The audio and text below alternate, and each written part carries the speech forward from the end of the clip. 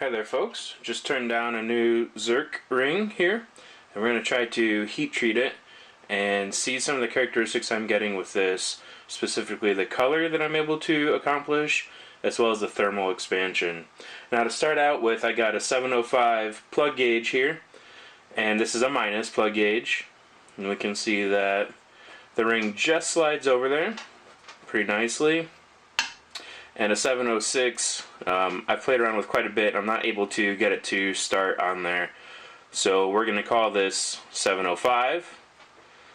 Now, just to validate that the plug gauge is good, this is a minus set, so it should be, what, 704.8. I got a beautiful Starrett 221 here, very accurate. We're going to take a measurement on this guy. I'm coming in 704. And we're going to bring her around until we line up, and we're in 704.7. So it's a thousandth of an inch small, and we'll count that just fine. So we're at 704.7 on this plug gauge. Okay, so now to get started here, those plug gauges are a little oily, so we're going to degrease, and I have some purple power for that. So just going to give her a quick degrease here. Now this surface finish is as good as I can possibly get. We did a Dremel tool with a buffing pad and buffing compound that was spinning on the lathe right before I parted off. And then after parting, I used my drill press here with a buffing pad, and I hit it again. So we're basically not quite a mirror finish. I'm not sure, at what threshold you call it mirror, but it's certainly a very, very, very high chrome finish. The surface finish is really as good as I can possibly get. There's no nicks or anything. It looks really, really nice. So as I degrease, you can see the paper towel is still white. We're doing really good there. That purple power can leave a residue, so we're going to finish that off with Windex. Put this on here.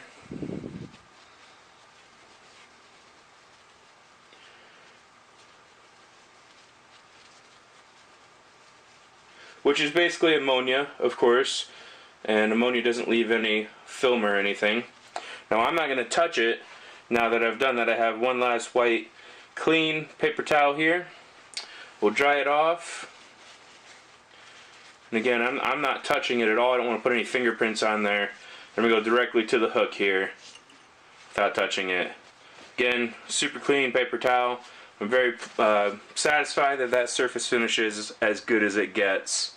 Okay, we're going to use MAP. Let's get to it. Move these chemicals back out of the way a little bit here. Alright, here we go. And here we go. See if I can't zoom you in a little bit.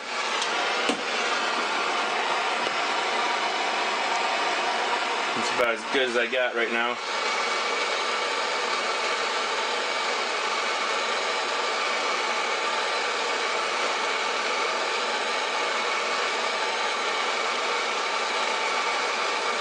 Alright, we got a nice straw, a little bit of purple's coming through. Man, it's going to be just like when I asked Gavin how to part off, and when I did that, it ended up just going really, really well. So watch, this thing will make me a liar now. Okay, so we're getting close to cherry here. Not quite full cherry, but a little bit of glowing.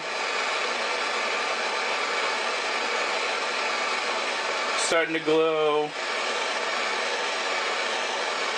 Personally, I would call that cherry red.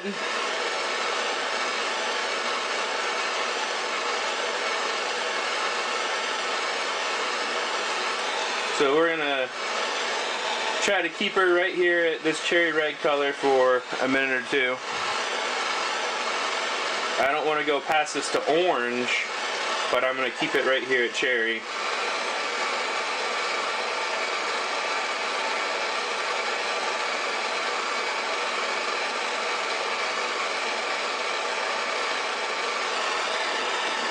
And I'm just spinning this. I have this in my drill press.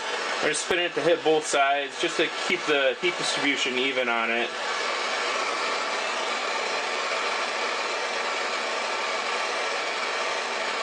Still glowing a nice cherry there, not overheating it at all.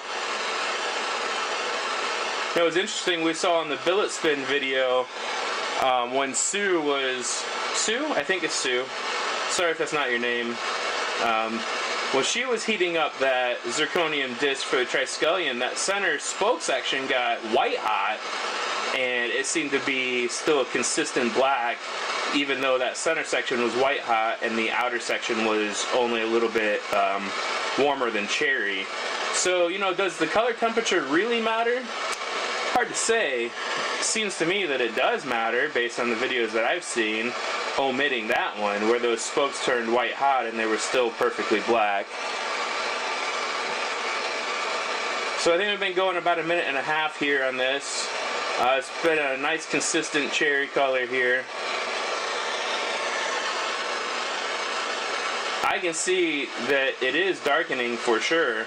I'm just not sure how dark it's actually getting. The difference between what I'm doing right now in this video compared to what I've done in the past is I'm trying to keep it this consistent cherry color for more than, you know, just the instant. So what I had done before is I heated it to cherry and then just stopped and let it cool. And like I said, I wasn't getting very dark colors at all. And it was really frustrating. This stuff is reasonably expensive,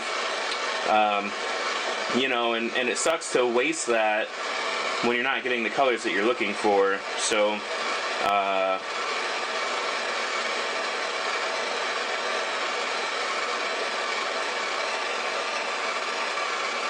so I think we've been going about 2 minutes here. I think we're going to call it right there and see what we got.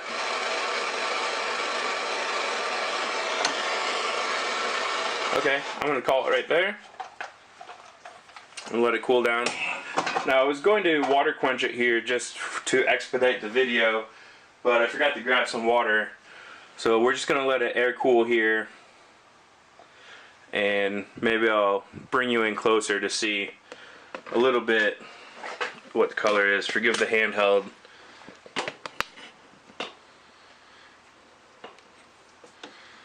So it's definitely a nice gray, but it's nowhere near a black onyx or a dark onyx or anything of that nature.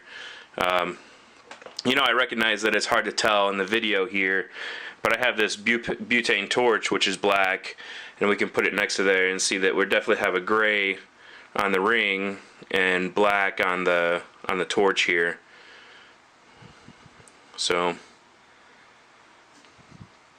I just don't think this particular bar of butane, this particular bar of Zirc is darkening as dark as others. And I don't think that I'm doing the process wrong or different than anybody else. You know, I had a very high polish, degreased, defilmed with the Windex to make sure there's no residue from the degreaser on there, and then heat to cherry red and leave it at cherry red for, you know, over 2 minutes, and well, this is what we end up with. In person here, I'm not sure if it really shows up in the camera. I'm sure that it doesn't. My lights in here are pretty close to photo lights, so the colors that you're seeing are really quite accurate. I don't know if this would help or not. That copper definitely looks copper. You know, if anything, it's just a little bit yellow, perhaps. Either way, what I'm seeing in person here is pretty much what you'd expect of like maybe a black chrome. So dark gray, still has a chrome kind of look to it. Definitely not anywhere near a black or even you know, a really deep color at all. It really just looks like darkened metal, not like blackened metal. So that's where I'm at with this. I think I've done the process right, and that's just where it ends up. Is what it is. Well, this ring has cooled down. Came back just to finish off this video. There's a couple things I had forgotten to do. The ring has cooled down now, and a couple observations. Some I can explain, some that I can't. I had made this ring prior and posted on the Pocket Top Talk forum, and this ring I had done 4 of those heat cycles with polishing and cleaning in between. I had read a thread that indicated that maybe you can do multiple heat cycles to get it to darken more. So this one had 4 heat cycles. This was the one that we just did on video, and it had 1. And I would say the colors of the rings are basically identical. I can see no perceivable difference whatsoever. So that process that we did on video there was really good. Seemed to work just fine. As far as darkening, it appears to be as dark as it's going to get. Now size-wise, this is one I can't explain, because this one, well, you know, maybe heating it a bunch of times caused more expansion. I definitely got significant expansion on this one when I did it. Using the method that we just did on video there, let's see. Here's our 705 plug gauge. It's the one that we had before. Still fits on there real nice. A sliding fit. Goes in there pretty well. We'll grab our 706. And I can start it, but I can't get it all the way on there. So we had, you know, very, very little expansion on this one. Yeah, I can maybe work it in there about halfway. That's about it. I can't get it to go all the way through. Now, we'll go ahead and measure this 706 gauge. We know what it should measure.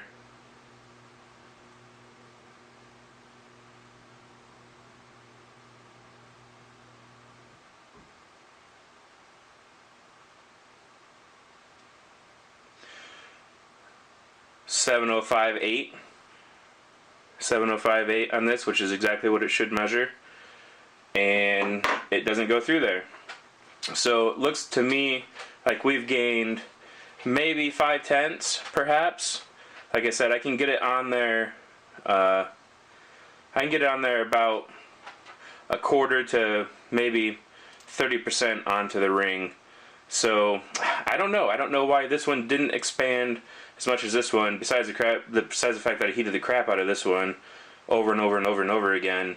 But yeah, we got this one to cherry red and kept it there for over 2 minutes, and we had less than, I would say, 5/10 expansion. So that's good data. You know, if that was consistent, I'm not sure why everyone has so many problems, myself included, I should say, on our Zirc tops falling apart when we have them on an interior ring and we heat them and they fall apart. So I've read so many threads about Zirc expansion, thermal expansion. I believe it to be true. I've seen it myself when I did this one, but this one we did on film only seems to have about 5/10 expansion, which should not be enough to cause, you know, a 1 thou or 1.5 thou interference fit to fall apart.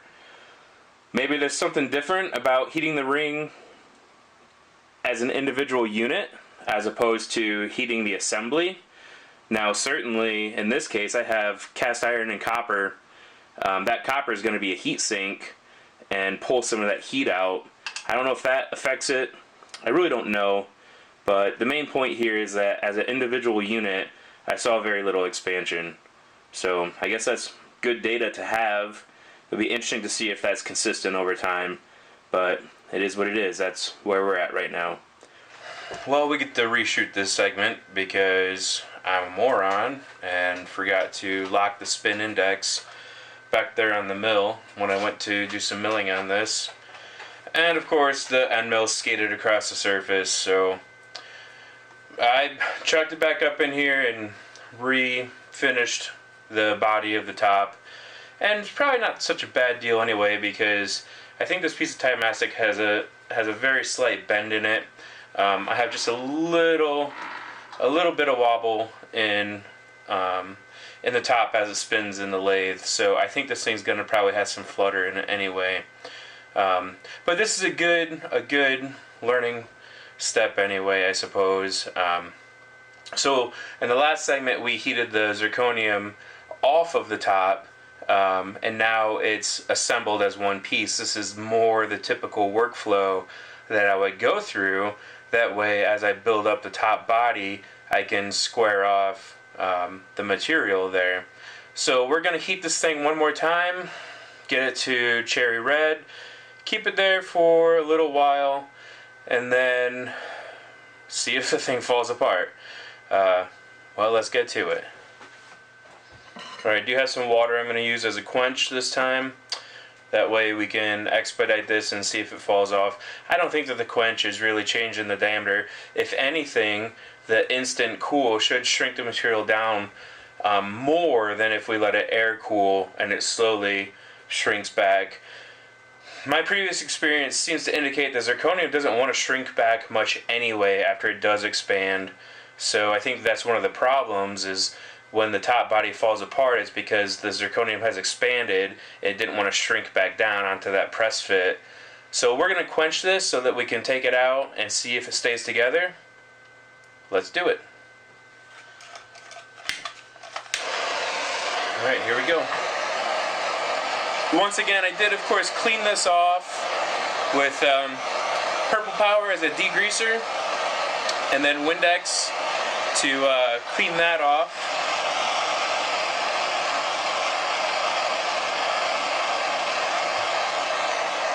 And we're using MAP gas again as our heat source.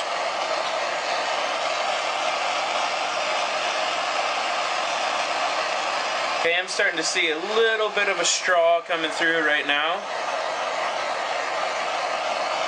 Yep, we got a nice straw coming.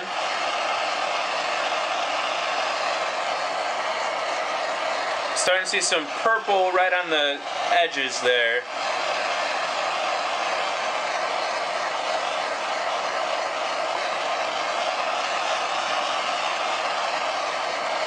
What is, so now I got a bit of a blue in there, and what is interesting is that the Timascus that I have on there is only starting to turn straw, so that's consistent with what I've heard from some other makers.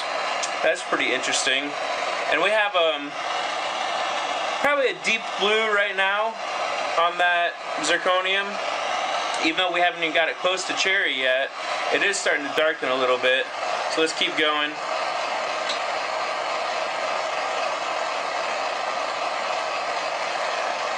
I'm coloring this now before I finish the stem because I want to do some milling on this, and then I want the mill to be the natural machine surface color, whereas the surrounding area of the top is going to be darkened like this.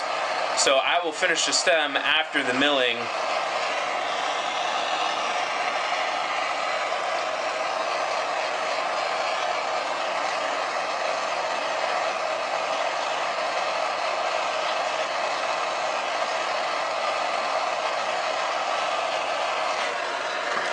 Now the Timascus is starting to show a little bit of color. We got some straw in there, and I'm starting to see a little bit of more color to poke through.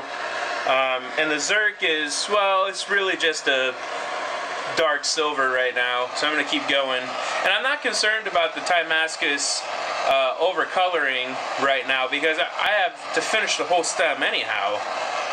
But it is interesting to note, you know, when the Zirc colors compared to when the Timascus colors.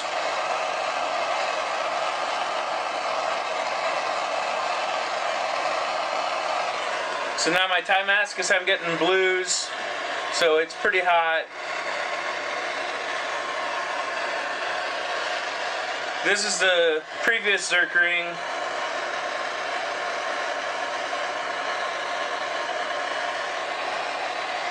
You know, I could probably stop right there. It's pretty similar in color.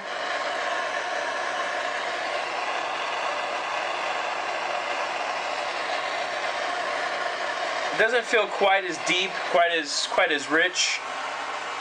It has a little bit more of a blue hue to it, so I'm going to go a little bit more. So I haven't got it to cherry at all. And I think that's going to be really difficult to do because it's on a copper heatsink as the next layer of the top. But let's keep going and see what happens.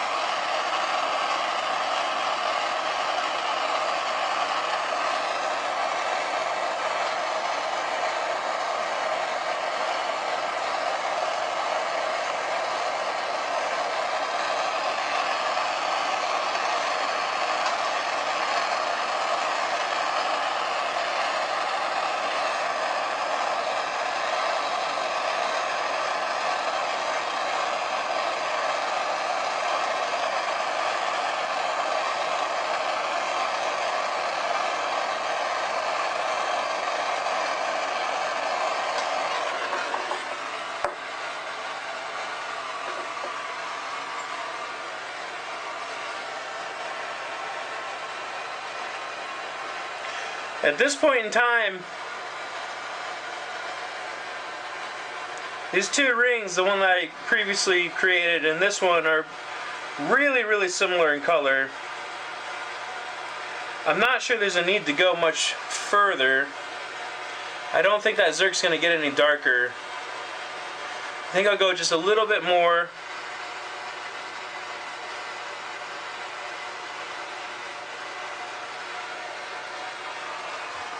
Yeah, I think I'll go just a little bit more.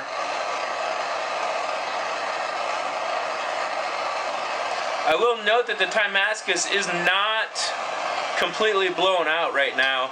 Now the bottom side here, you know, where there's less heat sink compared to the rest of the stem, is definitely a little bit darker, but I would be perfectly happy with that color in the Damascus. We got blues, we still have a little bit of straws, there's some purple in there. It's a real strong color, you know, it's pretty close to being a little bit too much, but it's not bad. And the Zirc is looking pretty good. Well, I say that, you know, it's not black. It's not anywhere near dark like the pictures, but for what I have seen this Zirc do, this color, it's pretty much right there. Okay, so let's call it right there. I think that's as deep as it's going to get. And we grab some pliers. So we'll go ahead and remove this from the lathe and quench it and see if it falls apart.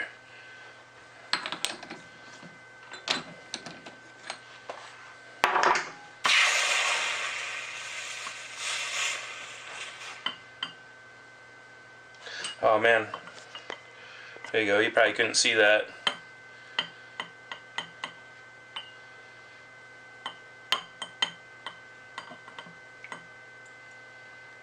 Well, good news is we still have Zirc on the stem. Oh, nope, bad news, we don't have Zirc on the stem. So once again, total failure. It'll come off the top. It doesn't want to come off the bottom. I've heard Gavin Sexton say he fixes this. I don't know how you fix it. The only thing I can think of is some Loctite. Put the Loctite on there and put it back together.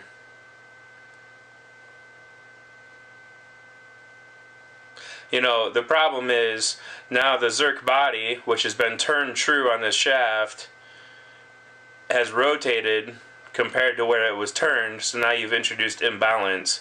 Now, ideally, theoretically, that inner ring was totally concentric and it shouldn't matter, and the ID is totally concentric, so it shouldn't matter, but it does matter because I have a 70-year-old lathe with tons of wear in it, and they're not entirely concentric to the best that I can get them. So Was just thinking about this. The other problem is if you Loctite this ring onto there, finish out the top stem, which is again Timascus, and then you go to heat that Timascus to bring the color out, it tends to want to burn out that Loctite and your ring falls off again. So I'm still mystified, unless the idea is that you would finish it like this. Once your Zirc ring falls off, then you could finish out the top stem, put your Zirc ring back on once the top is basically done, and Loctite it in place there. The problem with that I've found is that your Loctite wants to spill out of the seam, and you've already polished the top. So how do you clean off the Loctite that wants to spill out of that surface? So there's some things here I'm just not really sure about. Sucks that thing fell off there.